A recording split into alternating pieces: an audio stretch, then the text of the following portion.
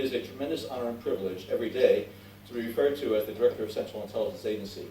I lead an organization full of patriotic men and women who take great risks and put themselves on the front lines in order to keep their fellow Americans safe and secure, and to do what they can to keep this country's security secure.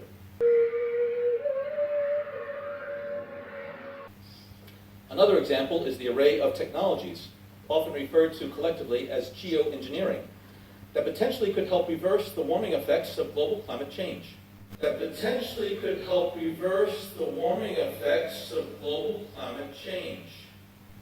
One that has gained my personal attention is stratospheric aerosol injection, or SAI.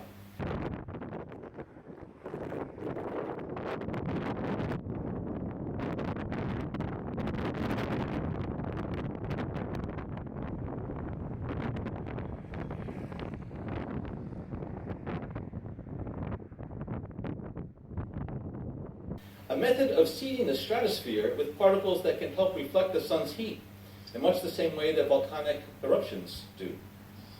An SAI program could limit global temperature increases, reducing some risks associated with higher temperatures and providing the world economy additional time to transition from fossil fuels. This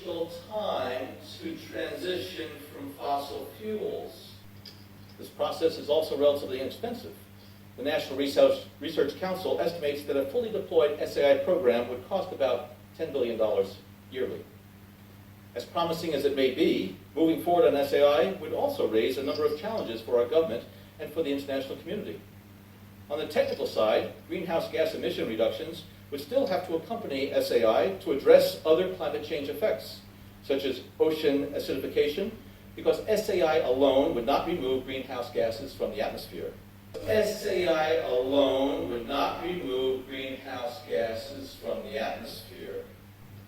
the geopolitical side, the technology's potential to alter weather patterns and benefit certain regions of the world at the expense of other regions could trigger sharp opposition by some nations. Others might seize on SAI's benefits and back away from their commitment to carbon dioxide reductions. And as with other breakthrough technologies, global norms and standards are lacking to guide the deployment and implementation of SAI and other geoengineering initiatives. Now, I could go on and on and on and on about the things that fascinate me.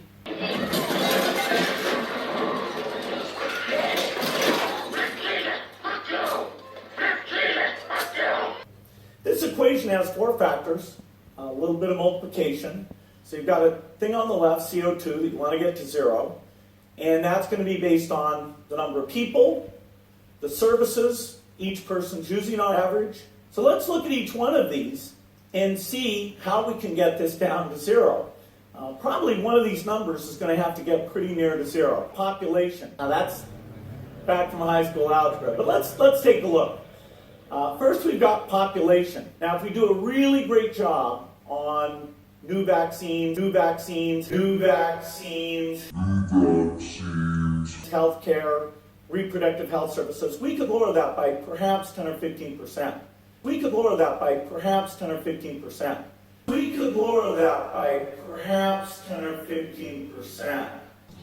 How dare he? The second factor is the services we use. These are very good things. And it's a great thing for this number to go up. The services delivered per person. Because, the cat is out of the bag. Oh my gosh, do I have to shut down more? Justice is not something you order up on a schedule like you're ordering a pizza. Than ever.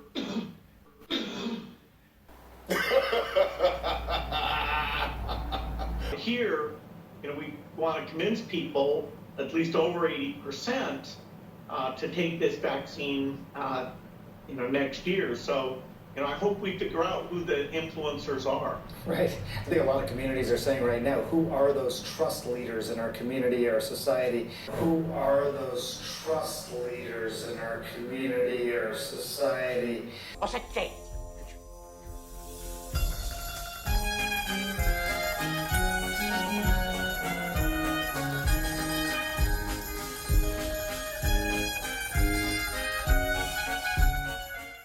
I mean, the other thing that you hear is that there's this hesitancy, right? They'll get vaccinated, yes, but we're going to wait for the second generation of vaccines to come out because that'll be safer. But we're going to wait for the second generation of vaccines.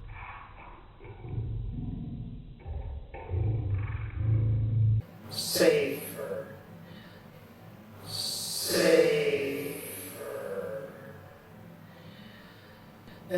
What do you say to that? Any validity? Well, when you take a vaccine, you're benefiting yourself in terms of reducing the chance you'll get sick. With all medicines, there's some risk, very small in almost all cases, but some risk you're taking, like driving a car, doing a lot of things. He's a liar. The demon is a liar. He will like to confuse us. But he will also mix lies with the truth to attack us.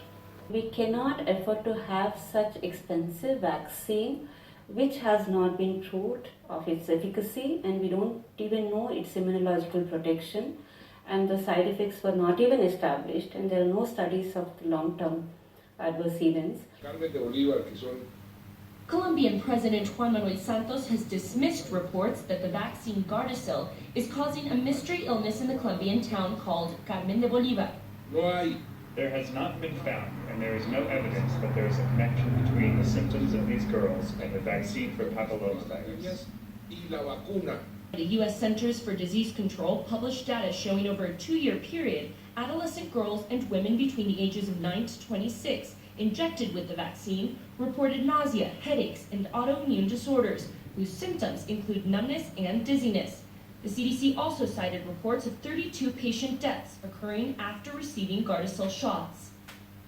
An accompanying article published in the Journal of the American Medical Association questioned the benefits of the vaccine versus the risks, noting the medical knowledge is, quote, typically incomplete and ambiguous. Yes, I'm super positive about that. I love my work. This controversy has also raised eyebrows about the nexus between pharmaceutical companies, NGOs, and the state. Look at the scenario here. You have the NGO, and they have been funded by Bill and Melinda Gates, and then they are coming to this place, and first of all they have collaborated with Indian Council of Medical Research, and the vaccines were supplied by Merck free of cost. See the nexus. And then they go to the state government, they collaborated with the state government, and they use the logo of National Rural Health Mission on the HPV vaccination cards. So NGO is not doing directly, they are very smart. They have done through the state government. Like now we make the state accountable. A party is not coming into any public domain and answering. To say this is almost like war, we've got to help our fellow citizens. So, I think we'll get the numbers down, although when they poll right now, it's almost 40% of people have at least a little bit of hesitation. I was reading the New York Times, there are 16,000 Facebook posts espousing conspiracy theories about you and the virus. I've seen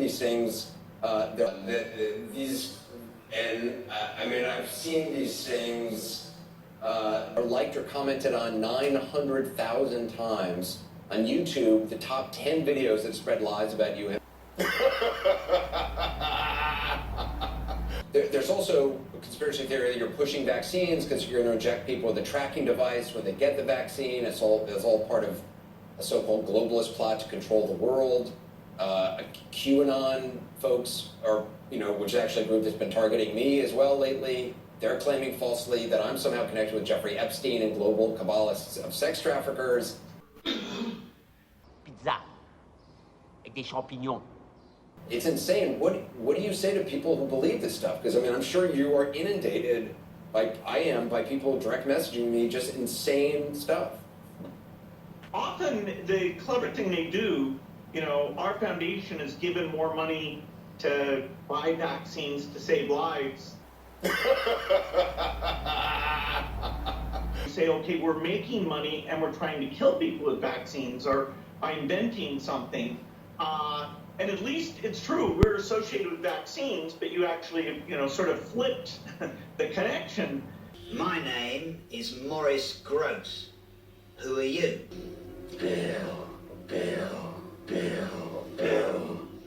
I've come from the grave.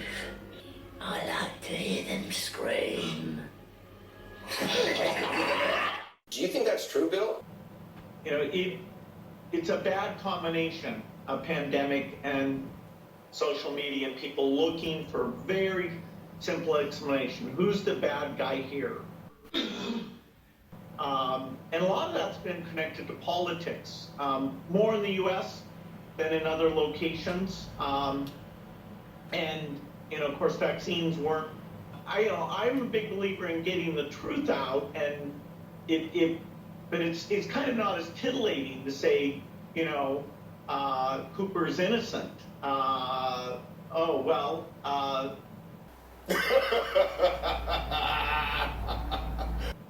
That's not as exciting. You don't forward that to quite as many people as you do the accusation. Yeah. Sometimes the misinformation travels faster than the virus, it seems. Let's see if we can get to another question. This one is coming from a doctor in Arizona who writes this. Our focus, and rightfully so, has been on the current situation fighting the spread. Be ready for the next epidemic. It's very clear how to do that. And yes, it will take tens of billions, but not hundreds or trillions of dollars. It'll be tiny compared to the economic cost.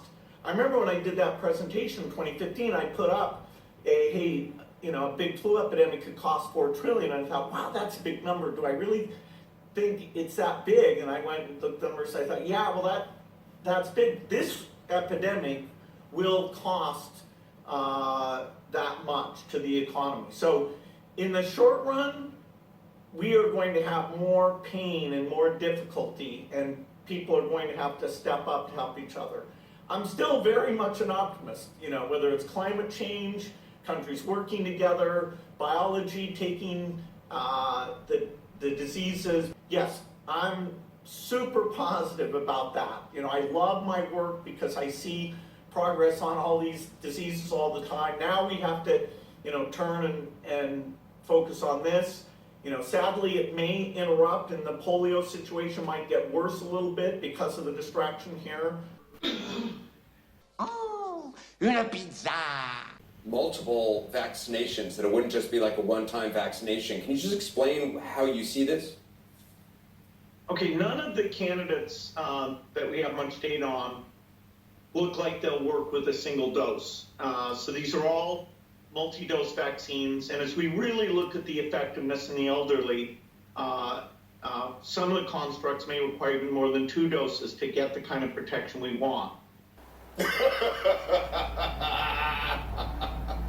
The vaccine has to do 3 things. It's got to be safe, it's got to reduce transmission, and it's got to protect the health of the individual.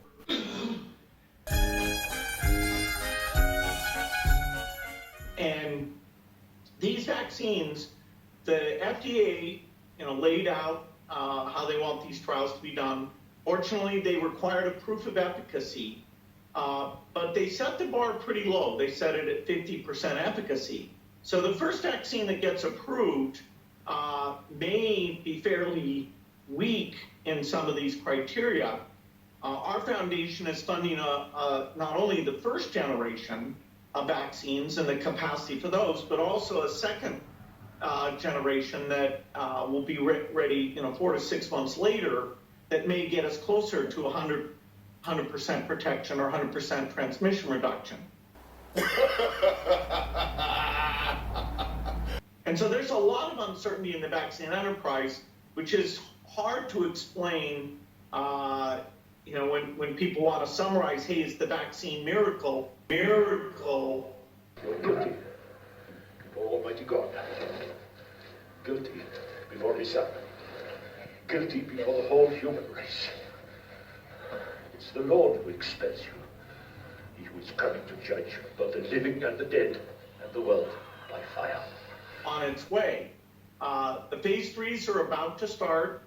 They've defined a criteria that is about infection plus symptoms. That's a bit different than the 2 goals. And so the error bars for Une pizza! will be the beginning of the end, particularly if we get it to the right people and we get it out to the whole world. And so, the alarm bells were ringing. We've got to get organized because we have this novel respiratory virus whose infectiousness and fatality put it in that super scary range. We should all, accelerate the vaccine, which eventually will come, and people are being responsible to say that that's going to take 18 months. So don't listen. Remember that. Do not listen. 5 years ago, you stood on the TED stage and you gave this chilling warning that the world was in danger at some point of a major pandemic. People watching that talk now, the world was in danger at some point of a major pandemic. People watching that talk now, the hair stands up in the back of their neck. It is exactly what we're living through. What happened? Did people listen to that warning at all? But he will also mix lies with the truth to attack us. Basically doing the disease games that I talked about where we'd simulate what needed to be done. We hardly did anything. And so now here we have a respiratory virus that is sadly fulfilling some of the more negative predictions I made. He's a liar. The demon is a liar. He will like to confuse us. Ce que Dieu lui-même dit à Pascal. Tu ne me chercherais pas si tu ne m'avais déjà trouvé. Do you think that's true, Bill? The rich countries will get out of this. The developing countries will bear a significant price, but even we will get a vaccine, and Gavi will get that out to everyone. We can make a vaccine if we're really ready, probably in 6 months, using these new platforms, probably the RNA vaccine. So specifically, there are innovations that are there that will get financed.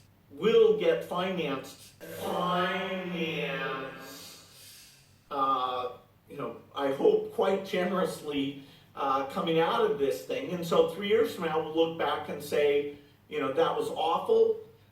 There's a lot of heroes, but we've learned a lesson. And the world as a whole, with its great science and desire to help each other, was able to try and minimize what happened there and avoid it happening again. Be ready for the next epidemic. Here's this common enemy facing humanity. It does not know that it just crossed a border. It does not know what race people are, what religion they are. It just knows, here's a human. I've got a manufacturing machine here that can make me famous.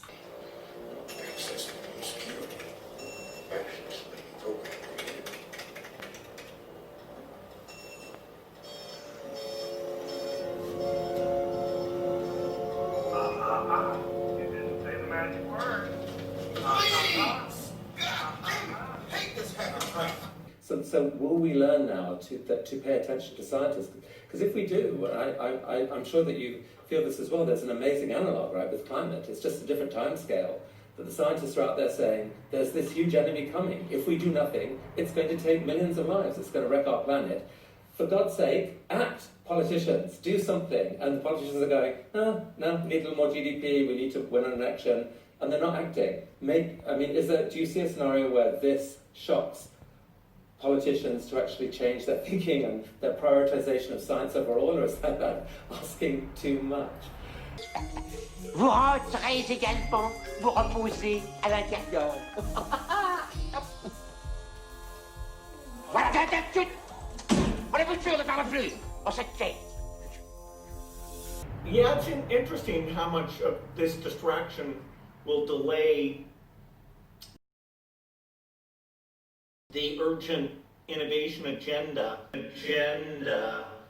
that exists over in climate. You know, I have freed up a lot of time to work on climate. I have to say, you know, for the last few months, that's now shifted, and until we get out of this crisis, COVID will dominate, and so some of the climate stuff, although it'll still go on, it won't get that same focus.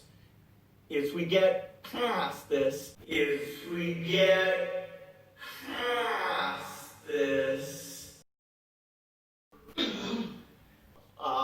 yes, that idea of innovation in science and the world working together, that is totally common between these two problems. And so I don't think this has to be a huge setback for climate.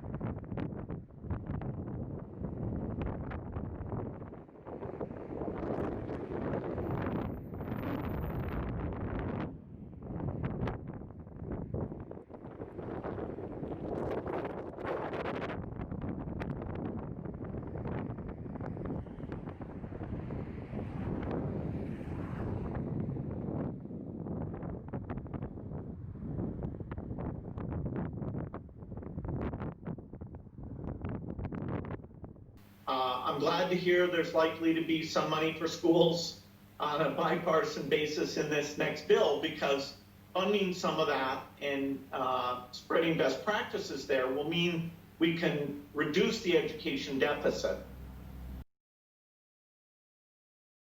So our generosity has to go out towards others at the same time where we're less actually physically interacting with other people. Stick your cock up her ass, you motherfucking worthless cocksucker. Who once and for all consigned that fallen tyrant to the flames of hell, who sent your only begotten Son into the world to crush that roaring lion, hasten to our call for help, and snatch from ruination and from the clutches of the noonday devil this human being, made in your image and likeness. Strike terror, Lord, into the beast, thou laying waste your land.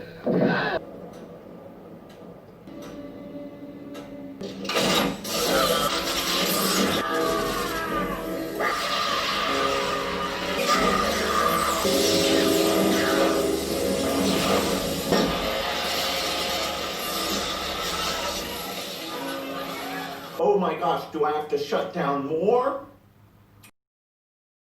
Well, you leave us with some hope tonight of better therapeutics, better testing by the end of this year, and then vaccines in multiple stages. That's something makes me hopeful, and which I wasn't when we started this night. So I appreciate you being with us as always. Thank you very much. Thanks, Bill. Thanks. Our global town hall continues in a moment.